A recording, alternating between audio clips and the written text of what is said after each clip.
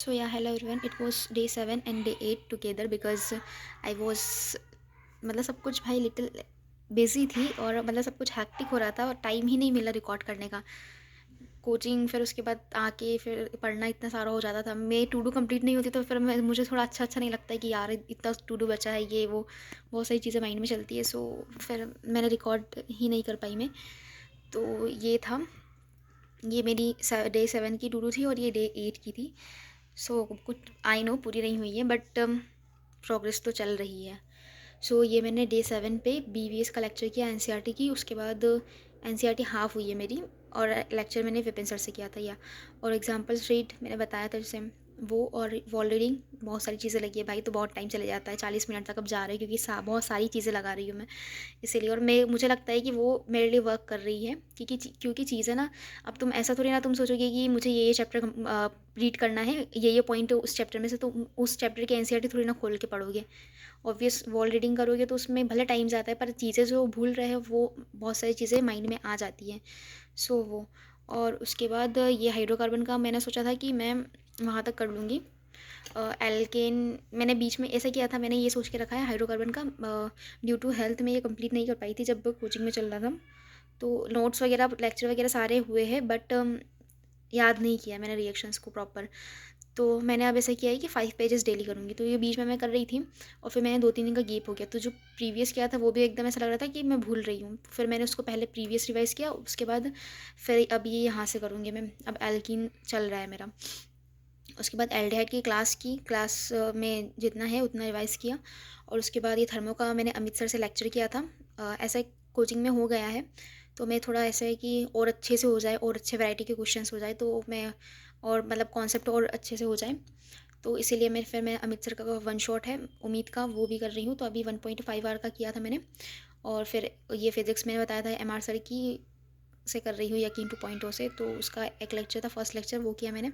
उसके बाद फिर ये क्लासेस, और उसके बाद ये NLM के क्वेश्चंस करने थे मुझे बट मैंने किए नहीं। स्ट्रक्चर ऑफ एटम अब मेरा पूरा कंप्लीट हो चुका है आई गेस, यस, शीट पूरी कंप्लीट हो चुकी है। उसके बाद ये 25 नवंबर का था, वो 24 नवंबर का था। सो इसमें मैंने BVS रखा था बट BVS मुझे टाइम ही नहीं मिल पाया क्योंकि इसको ज़्यादा टाइम देना है, मेरा वो बहुत ज़्यादा वीक है। मतलब उसके कॉन्सेप्ट एकदम हिले हुए, आई डोंट नो वाई, मुझे पसंद ही नहीं है पता नहीं मैं इसे क्यों बोल रही हूँ बट मेरा वो चैप्टर क्लियर नहीं है इसीलिए। सो मैंने वो नहीं किया, उसके बदले मैंने क्या कर लिया था, एनाटॉमी और मॉर्फोलॉजी मैंने बताया था जैसे कि मेरा मन नहीं होता ये चैप्टर्स पढ़ने का, तो NCERT मैंने पहले ही हो चुकी थी। फिर मैंने NCERT एक बार रीडिंग की और इसके एनाटॉमी के क्वेश्चंस लगाए, मॉर्फो के क्वेश्चंस लगाए, उनको रीड किया और शॉर्ट नोट्स टाइप कुछ कुछ बनाया। और फिर मॉर्निंग में एक्स्ट्रा क्लास थी मेरी, सो मैंने वो अटेंड की और फिर उसको रिवाइज़ किया। और ये थर्मो का लेक्चर भी मैंने किया था कल। सो आई फॉरगॉट टू टेक, सो या ये मेरा ये भी हो गया था। पूरा नहीं हो पाया है, अभी 2 आवर के समथिंग हुआ है। अब मैं आज सोच रही हूँ इसको कंप्लीट कर लूँ मैं।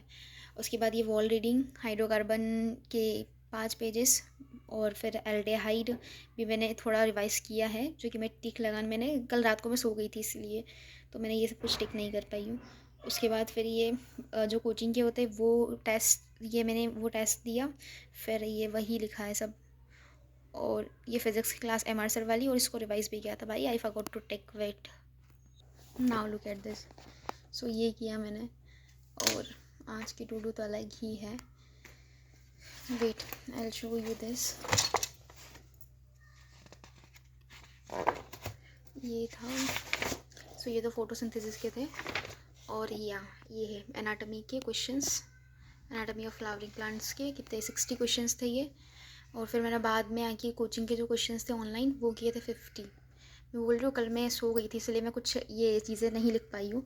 उसके 50 क्वेश्चंस थे, वो ऑनलाइन थे तो वो उसका प्रूफ आई डोंट हैव। और ये फिर मैंने ये मॉर्फोलॉजी इन फ्लावरिंग प्लांट्स किया था। सो या दिस वॉज, तो ये 91 क्वेश्चंस थे। और उसके बाद अब मैंने अब सोचा है कि जो सेकंड रिवीजन करूँगी मैं तो यह अभ्यास भी से कर लूँगी क्योंकि उसमें क्वेश्चंस अच्छे हो। मेरे पास जितनी भी बुक्स है वो उन सब में पुरानी NCERT क्वेश्चन, इवन इसमें भी पुरानी NCERT क्वेश्चंस थे। ये मैंने इस पे ये जो क्रॉस किया है इनको, ये सब पुराने क्वेश्चंस थे तो फिर वो बनते ही नहीं है। और ऊपर से गलत होते वो उसका अलग डिमोटिवेशन आता है, क्या ही चैप्टर कंप्लीट हुआ है, क्या ही तैयारी चल रही है इस टाइप से। अब इसका नेक्स्ट रिवीजन में 30 नवंबर को है और इसका 29 को रखा है मैंने, दोनों साथ में नहीं हो पाएंगे इसीलिए। सो या ये किया था मैंने कल। और आज की टू डू ये है। मैंने क्या किया है कि मैं दोनों दिन की 9 और 10 की दोनों साथ में टू डू बना लिए।